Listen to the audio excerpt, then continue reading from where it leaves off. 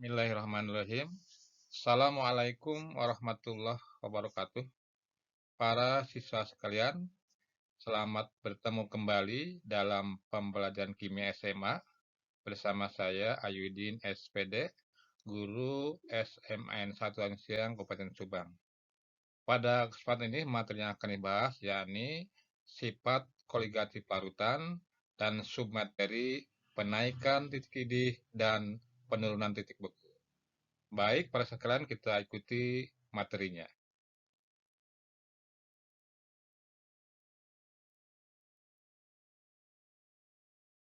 Sifat koligatif larutan. Perhatikanlah gambar berikut ini. Ada zat terlarut ya dimasukkan ke dalam gelas 1 sendok ya. Kemudian gambar kedua 2 sendok zat terlarut juga dimasukkan ke dalam gelas. Ya, para sekalian, sifat koligatif larutan yaitu sifat yang hanya ditentukan pada konsentrasi atau hanya bergantung pada konsentrasi larutan, tidak tergantung pada jenis zat terlarut. Semakin besar konsentrasi suatu larutan, maka semakin besar pula sifat koligatifnya. Ya, jadi para sekalian yang gambar di atas itu, yang satu sebelah kiri ya, 1 sendok, kemudian yang sebelah kanannya zat terlarutnya 2 sendok. Maka sifat koligatifnya ya lebih besar yang sebelah kanan.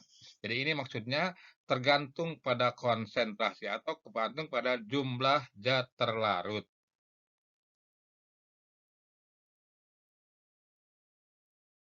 Sifat koligatif larutan dapat diklasifikasikan menjadi 4 ya, yaitu ya pertama adalah penaikan titik didih ya.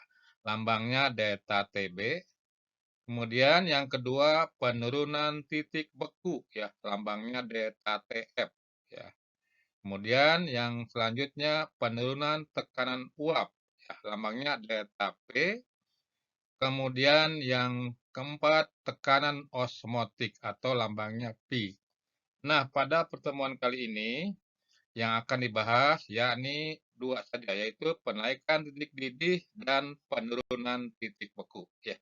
Adapun yang nomor 3 dan 4 akan dibahas pada pertemuan selanjutnya. Penaikan titik didih atau delta TB dan penurunan titik beku atau delta F ya. Air ya pada tekanan 1 atmosfer memiliki titik didih atau TB ya. B-nya itu adalah boil. Jadi TB titik didih boil 100 derajat. Ulang ya, air pada tekanan 1 atmosfer titik didihnya adalah 100 derajat Celcius. Dan titik bekunya atau TF ya, F-nya di freeze ya. Jadi 0 derajat Celcius ya. Titik bekunya 0 derajat Celcius, titik didihnya 100 derajat Celcius. Itu untuk air, airnya air murni. Nah, jadi ya TB air ya sama dengan 100 derajat Celcius ya. Kemudian TF air 0 derajat Celcius. Jika ke dalam air tersebut dilarutkan suatu zat, ya, maka titik didihnya akan lebih besar dari 100 derajat Celcius dan titik bekunya akan lebih kecil dari 0 derajat Celcius. Jadi terjadi penaikan titik didih dan penurunan titik beku. Nah, jadi TB larutan ya, TB larutan itu lebih besar dari 100 derajat ya untuk air pelarutnya. Kemudian TF ya, titik beku larutan lebih kecil dari 0 ya, karena airnya 0 derajat. Atau secara umum berarti TB, TB itu berarti titik didih larutan itu lebih besar dari TB 0. 0 itu berarti pelarut ya, di antaranya bisa air. Jadi lebih TB larutan ya, titik didih larutan lebih besar dari TB 0 atau titik didih pelarut murni. Kemudian TF ya, TF titik beku larutan itu lebih kecil daripada TF 0 ya. TF 0 adalah titik beku pelarut murni ya. Ya, tadi keterangannya nih TB titik didih larutan, kemudian TB 0 titik didih pelarut murni, Kemudian TF titik beku larutan dan TF0 titik beku pelarut murni. Ya, baik. Kesimpulannya berarti tentang rumus-rumus tadi, ya, TB lebih besar dari TB0 ya. Jadi titik didih larutan lebih besar dari titik didih pelarut murni ya, TB0-nya. Kemudian kalau delta TB ya, berarti delta itu adalah selisihnya, yang besar kurang yang kecil ya. Berarti delta TB atau penaikan titik didih larutan itu berarti TB ya, titik didih larutan dikurang TB0 atau titik didih pelarut murni. Ya, atau kalau dibalik ya, berarti TB ya berarti titik didih larutan itu sama dengan ya TB0 ditambah delta TB ya. Ini untuk titik didih larutan. Kemudian untuk titik bekunya berarti di sini pertama TF itu ya TF berarti titik beku larutan lebih kecil daripada TF0 atau titik beku pelarut murni. Berarti delta TF-nya selisihnya yang besar dikurang yang kecil berarti delta TF sama dengan TF0 dikurang TF. Jadi penurunan titik beku larutan sama dengan titik beku pelarut murni dikurang titik beku larutan. Atau kalau TF-nya tinggal pindahkan ruas ya, berarti TF sama dengan TF0 ya dikurang delta TF. Nah, ini baik rumus-rumusnya. Ya, para siswa sekalian, kemudian ya seorang ahli kimia ya bernama Mary Francois Raoul ini mengadakan penelitian tentang sifat koligatif larutan dan akhirnya dia mengemukakan hukumnya yang terkenal dengan hukum Raoul. Nah, untuk penaikan dan penurunan titik beku larutan, dia menyampaikan dengan rumusnya ya bahwa delta TB M kali KB. Kemudian delta TF, M kali KF. Nah, di mana delta TB-nya penaikan titik didih larutan, M-nya adalah molal, ya, molaritas larutan, KB-nya tetapan titik didih molar pelarut. Ya, kemudian delta TF penurunan titik beku larutan dan KF-nya tetapan titik beku molar pelarut. Jadi masing-masing pelarut itu punya harga KB dan punya harga KF. Ya. Ya, baik para siswa sekalian, untuk lebih memahami materi yang diuraikan tadi, kita ikuti beberapa contoh berikut ya. Yang pertama, dimasukkan 18 gram glukosa, ya glukosa MR-nya 180 ke dalam 200 gram air, airnya sebagai pelarut. Berapa titik beku atau TF dan titik didih atau TB larutan tersebut? Ya, diketahui KF air ya pelarutnya adalah 1,86, kemudian KB-nya KB air adalah 0,52. Baik, ini rumusnya ya. Delta TB M kali KB, delta TF M kali KF. Ini rumus dari Raoul itu. Kemudian kalau diinikan M-nya berarti M-nya ya dicari M dulu ya. Cari M-nya itu menggunakan M-nya molar ya. Jadi menggunakan gram per ml kali 1000 per P ya. Ini gramnya ada ya 18 kan. MR-nya 180, kemudian P-nya 200 ya.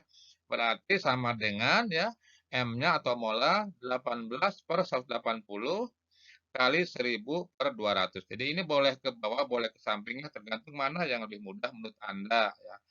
Ini hasilnya adalah 0,5 ya. M-nya jadi molanya 0,5. Kemudian kita langsung hitung delta TB-nya ya. Berarti delta TB-nya M kali KB, KB-nya adalah apa? M-nya adalah 0,5, KB-nya 0,52. Jadi 0,5 kali 0,52. Berarti delta TB-nya sama dengan 0,26 ya, tentunya derajat Celcius satuannya. Kemudian kita hitung juga delta TF-nya. Ya, delta TF-nya adalah M kali KF. Ya, M-nya tadi molarnya ya 0,5, kemudian KF-nya KF air 1,86. Jadi 0,5 kali 186 ya berarti sama dengan 0,093 ya derajat Celcius. Jadi delta TB-nya 0,26 dan delta TF-nya 0,92. Nah, yang ditanyakan itu bukan delta TF atau delta TB ya, tapi TF dan TB. Jadi ini belum selesai. Ya, mari kita lanjutkan. Ya, ini, delta TB-nya ya pakai rumus ini ya, delta TB itu adalah TB0 ditambah delta TB ya, atau, titik didih pelarut murni ditambah delta TB, tambah penaikannya. Nah, kemudian kalau delta TF, TF0 dikurang ya, tadi rumusnya ya, dikurang delta TF. Jadi kita masukkan ini berarti TB-nya berapa, kita masukkan yang tadi sudah diketahui, berarti TB0-nya 100 ditambah delta TB tadi 0,26 ya. 100 ditambah 0,26 ya, hasilnya adalah 100,26 derajat Celcius. Kemudian ya ini apa TF-nya berarti sama dengan ya 0 ya untuk TF0-nya, TF0 air pelarutnya ya, dikurang delta TF-nya 0,93. Jadi 0 dikurang 0,93 berarti sama dengan TF-nya adalah 0 min 0,93. Jadi soal tadi delta T apa TB-nya 100,26 derajat Celcius, kemudian TF-nya 0 min 0,93 derajat Celcius. Ya, para siswa sekalian, sekarang kita ikuti contoh soal kedua ya.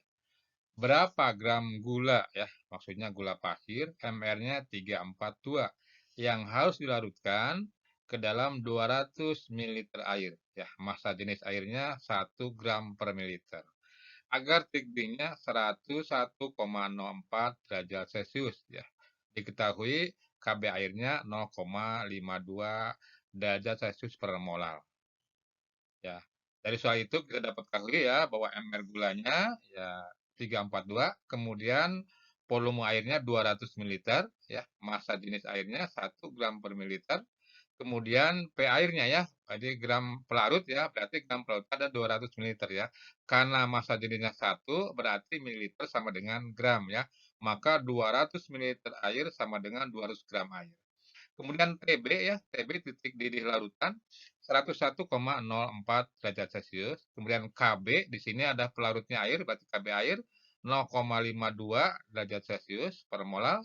Kemudian TB ya, TB air atau TB0 ya, untuk air di sini adalah titik didih air itu adalah 100 derajat Celcius. Kemudian ditanyakannya berapa gram gula ya. Ya, kita lanjut. Nah, kita tidak bisa menggunakan rumus ini langsung ke gram ya. Kenapa ya? Ya karena molanya belum tahu ya. Mola belum tahu. Jadi harus kita cari mola atau cari delta TB dulu ya. Nah, kita cari delta TB atau mola pakai rumus ini juga tidak bisa ya karena molanya tadi nggak tahu ya. Jadi delta TB juga tidak bisa tahu kalau pakai rumus ini. Maka untuk nyari delta TB kita pakai rumus yang ini. Delta TB sama dengan TB min TB0. Jadi penaikan titik di larutan sama dengan titik di larutan dikurang titik di pelarut murni. Nah, ini dalam diketahui ada. Ya, titik di larutannya yaitu 101,04, kemudian TB0-nya atau titik di pelarut murninya 100. Ini air ya, pelarut murninya. Berarti sama dengan 1,04 delta TB-nya. Nah, kemudian kita cari mola ya, pakai cari mola pakai rumus ini dari laut berarti delta TB M kali KB. Sehingga kalau M-nya sama dengan ya tinggal dibalikan ya, berarti delta TB dibagi KB. Ya, berarti 1,04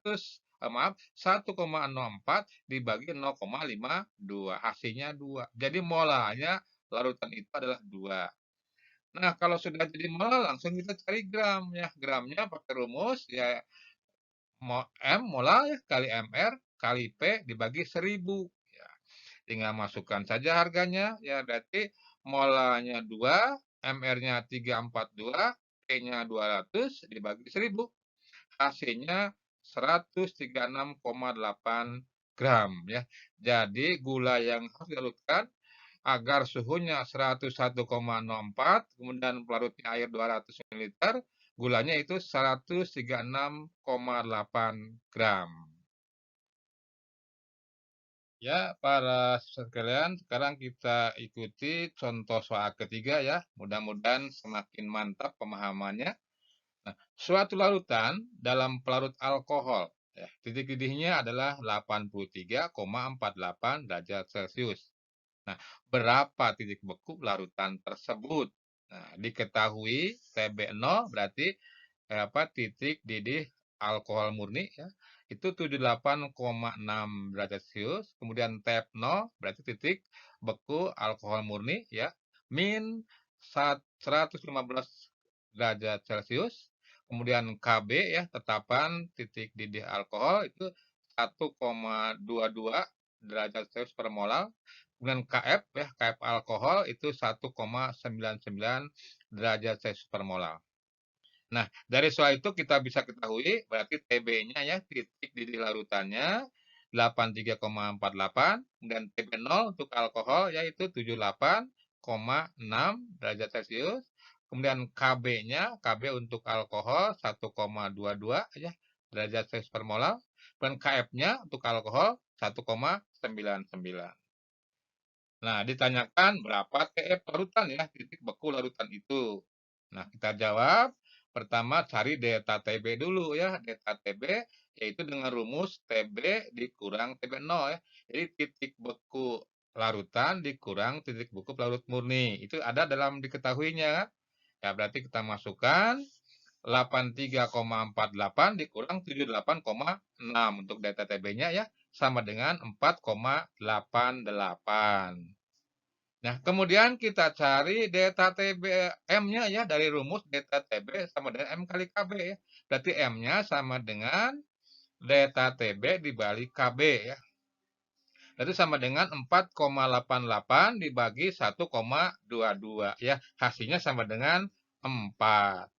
Nah, kemudian ini kita cari baru sekarang delta TF dulu ya. Untuk mencari TF, cari delta TF dulu. Rumusnya M kali KF.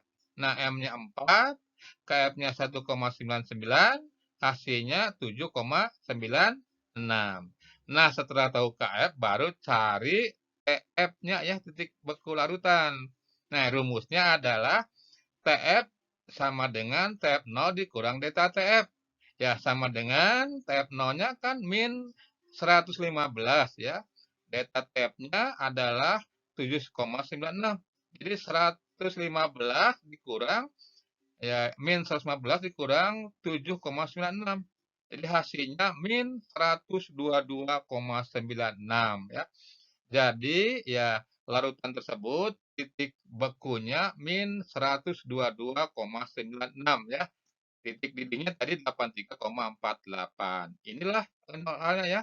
Jadi mudah-mudahan lebih mantap ya dengan 3 buah soal ya tentang penurunan titik didih penaikan titik larutan dengan penurunan titik beku larutan. Ya, baik para siswa sekalian, kita simpulkan ya tentang penaikan titik didih larutan dengan penurunan titik beku larutan dengan diagram ya, diagram PT ya. Disebut diagram PT karena sebagai garis vertikalnya ya itu adalah P tekanan ya. Kemudian garis horizontalnya atau X-nya yaitu T suhu ya. Maka disebut diagram PT. Kemudian ini garis yang tebal itu untuk pelarut ya, untuk pelarut di sini pelarutnya air ya. Kemudian garis yang terputus itu untuk larutan, larutan. Nah, kemudian ini titik berwarna merah ya, itu titik didih pelarut ya, titik pelarut. Ditarik garis ke kiri kan 1 atmosfer, ditarik garis ke bawah ke T ya, itu 100 derajat Celcius. Berarti air itu ya mendidih pada suhu 100 derajat Celcius pada tekanan 1 atm. Nah, kemudian lihat garis titik berikutnya ya, yang berwarna kuning itu sebelah kanan ya. Ditarik garis ke kiri itu 1 atm, kemudian tarik garis ke bawah itu lebih besar dari 100. Jadi terjadi penaikan titik didih larutan. Kemudian lihat itu yang berwarna merah titik ya sebelah kiri itu adalah titik beku pelarut atau air ya. Di sini tarik garis ke bawah 0 derajat Celcius. Berarti air itu membeku pada 0 derajat Celcius. Berikutnya sebelah kirinya lihat yang berwarna kuning itu titik beku larutan ya. Tarik garis ke bawah itu lebih kecil dari 0 ya. Berarti titik beku larutan lebih kecil atau terjadi penurunan ya. Nah, kemudian kita kasih apa lambang untuk titik-titiknya ya. A, kemudian B ya, kemudian C, kemudian D apa, selanjutnya E, kemudian F, ya terus lambangnya kita kasih G, kemudian H itu ya, sesuai titik-titiknya. Kemudian di sini adalah I dan apa di sini adalah IJ ya titik-titiknya ya, kelihatan ya titik-titiknya. Oke. Nah, berarti para siswa sekalian, garis AB, lihat garis AB ya, garis AB. Itu berarti delta TF ya, atau penurunan titik beku larutan, delta TF ya. Tuh. Kemudian lihat garis CD, ya garis CD ya, sebelah kanannya ya. Berarti itu adalah delta TB ya, penaikan titik didih larutan, delta TB ya, digambarkan dengan garis CD. Kemudian kita lihat garis FI. Lihat ada FI, ya sebelah kiri ya, FI.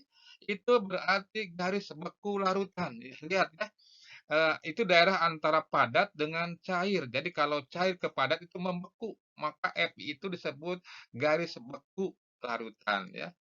Kemudian, maaf garis beku pelarut ya. Kemudian lihat di sini garis EI ya, lihat EI, berarti itu garis beku larutan ya, yang sebelah kirinya EI, maaf bukan EI, EJ ya, itu garis beku larutan untuk EJ ya.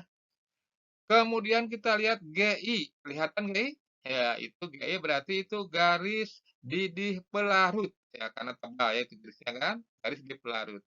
Kemudian lihat itu apa JH atau HJ ya. HJ itu adalah garis didih larutan ya. Karena antara apa cair dengan gas itu mendidih ya. Maka HJ yaitu garis didih larutan. Terputus-putus ya. Kemudian itu titik apa I itu disebut titik trivial air. Ya, di mana pada suhu itu, pada tekanan itu, air antara padat dan gas. Ya. Itu hasil penelitian itu ditemukan bahwa suhunya itu 0,098 derajat Celcius dan tekanannya 0,000603 atmosfer. Itu titik trivial air, di mana air itu antara padat, cair, dan gas. Ya. Kemudian yang J itu titik trivial larutan. Tentu ini beda-beda tergantung larutannya ya. Tergantung larutannya, tergantung konsentrasinya. Nah, inilah barangkali kesimpulan tentang apa penurunan titik beku larutan dan penaikan titik larutan ya dengan diagram PT. Ya, para siswa sekalian ya, itulah bahasan ya yang cukup panjang lebar tentang penaikan titik didih dan penurunan titik beku larutan ya sebagai sifat koligatif larutan.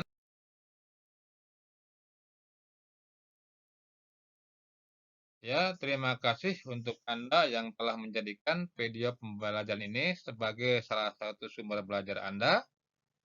Ya, mohon maaf atas segala kekurangannya. Ya, saya harap semoga video ini ya dapat memberi manfaat bagi kita semua ya, terutama untuk saya sendiri. Salam dan bahagia. Assalamualaikum warahmatullahi wabarakatuh.